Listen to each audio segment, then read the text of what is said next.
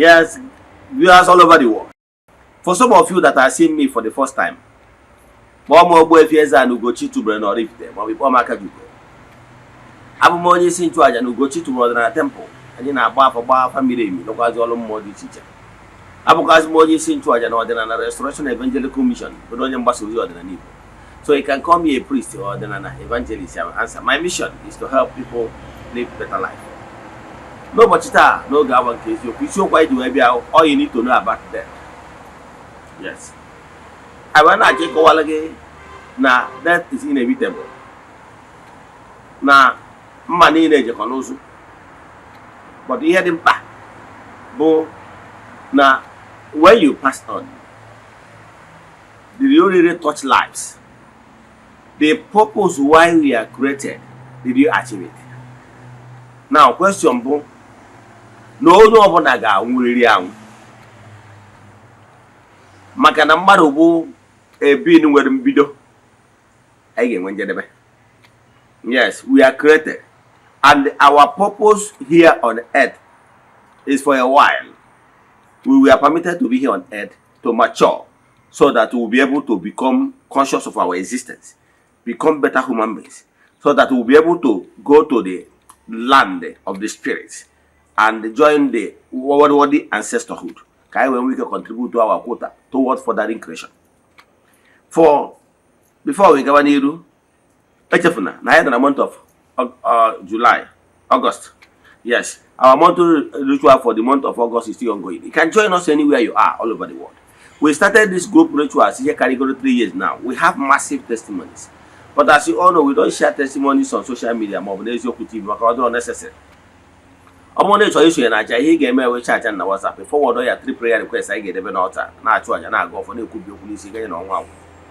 But see, Basso, go my dinner and military chuaja. Pay no man a hamadonine.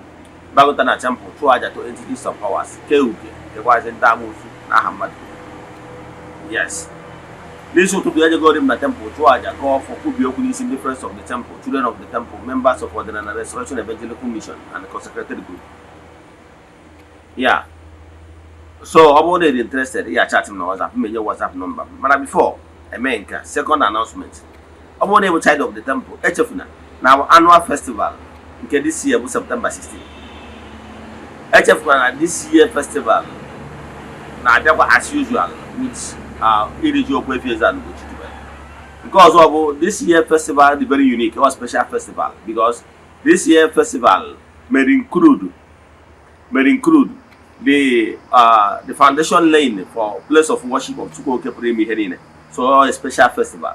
So I'm going to show you a Aja festival here ready. Nobody were our fans.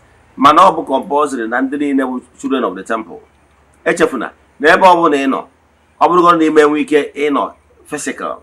Eze-Ana need send the annual support. Yes, for that festival and the foundation laying. HRM na WhatsApp and was other things. About the football, the proposed picture, as a natural picture of the place of worship. Chat me on WhatsApp. Now let's dive into today's lecture. Eze-Ana not be a 0805 7837672 or 0813-8243-871. In the screen, gig of numbers in the Now let's proceed. He gave me a share button. Even in only login, no message. Because all an eye-opening one. Get liberated out of the matter. Yes, from the shackles of death and other world experiences. Now, what is that? Gịnị bụ ọnwụ bụ mgbe mmadụ chịkọtara ije ozi ya na ndụ a. Yet, when you conclude this particular phase of life, I will in my previous lectures that no one on earth here is here for the first time. Quote me anywhere. Yes. So life is phase by phase. As long as you are step your feet in this gross material world, you have beginning.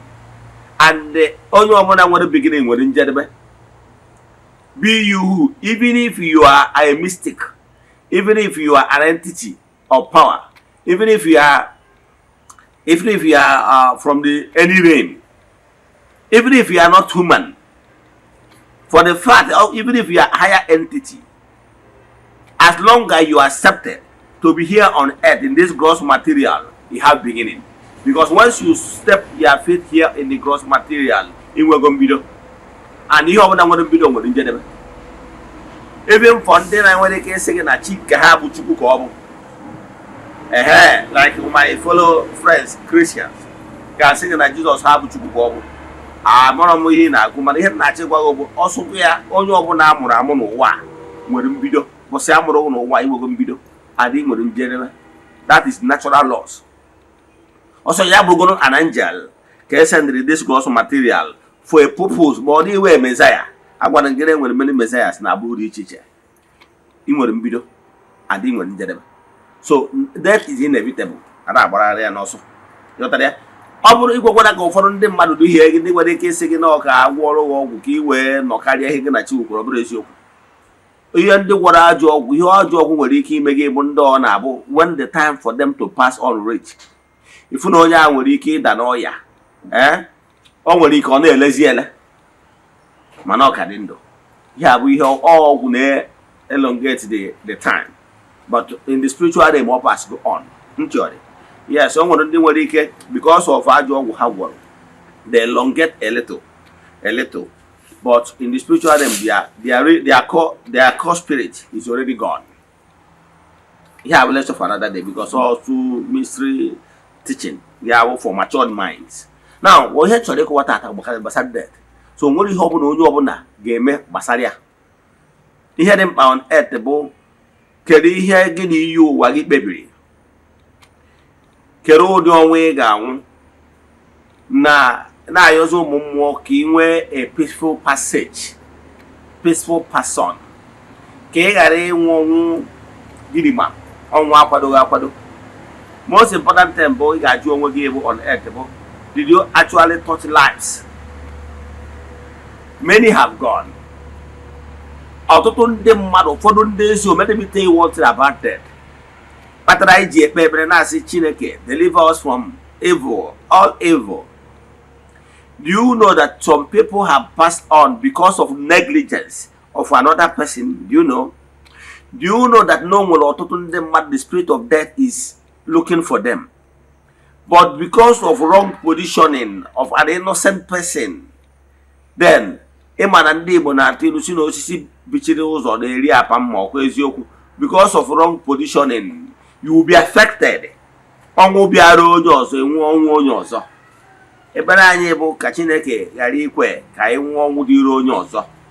Kama ka anyị bie ndụ anyị passage peacefully na ndụ ọzọ n'oge anyị rụchagoro ọrụ a chịkọta ije ozi anyị. Ka ị pass on anyị to the great beyond ghara ịbụ ihe mberede. O nwere shocking news m nwetara some days back. It really pains me because of the passage of a woman, a shining light I respect so much. This woman I'm about to mention her name is one of the women that molded my beginning part. She's one of the people I look up to. She's a mentor, and she has mentored many. Her kindness, her humility is top notch. I would tell them yesterday from Abuja when I won the passage of Ambassador Emeju, a woman that is so nice, very humble. Oh, if you have people that have come in contact with her, oh, I said that I have been longing to meet her again, but look at it, death really snatched us her away from us. I can tell you. If this country is a real country that is working, somebody that is like her will be immortalized. Yes, she served this country as a top personnel and rose from the ranks. Yes, and worked with foreign affairs. She later became an ambassador. They served this country meritoriously. Very humble woman. Oh, I have never seen a high government profile that is so kind, so humble, like Ambassador Emeju. Oh, I pray that this country will have so many people like her. Down to earth, very if he see have come across this woman, she's from Imo State and married to an Onitsha man, Ambassador Mejuru. Anybody, I was told that she was laid to rest. The funeral was conducted yesterday in Abuja. I was really touched. She's a shining, no humble woman. But I'm happy for one thing. I wish her the strength. Let her find help from the luminous heights. Yes, which I'm sure of. She left a legacy. She really touched life.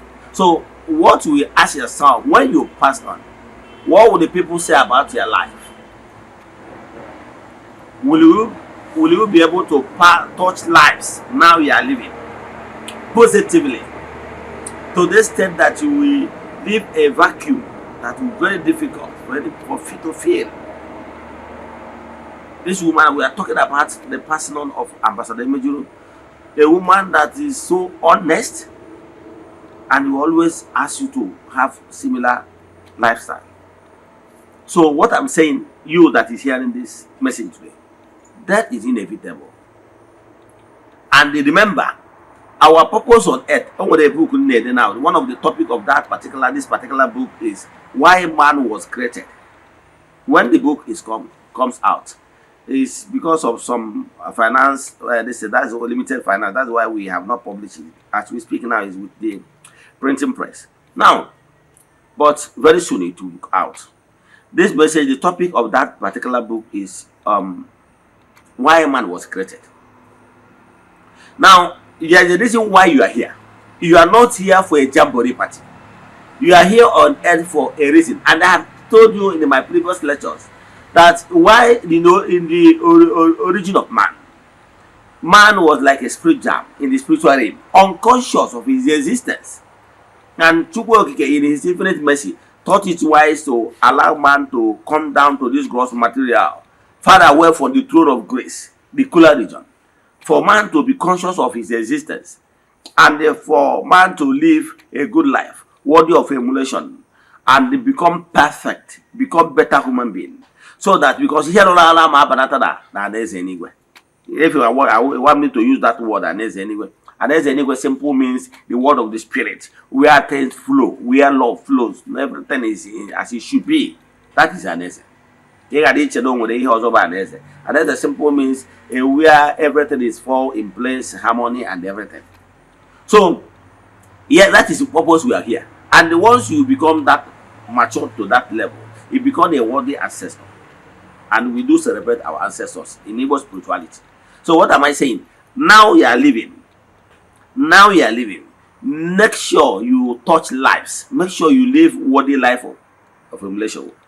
And know that death cannot knock. It might come anytime.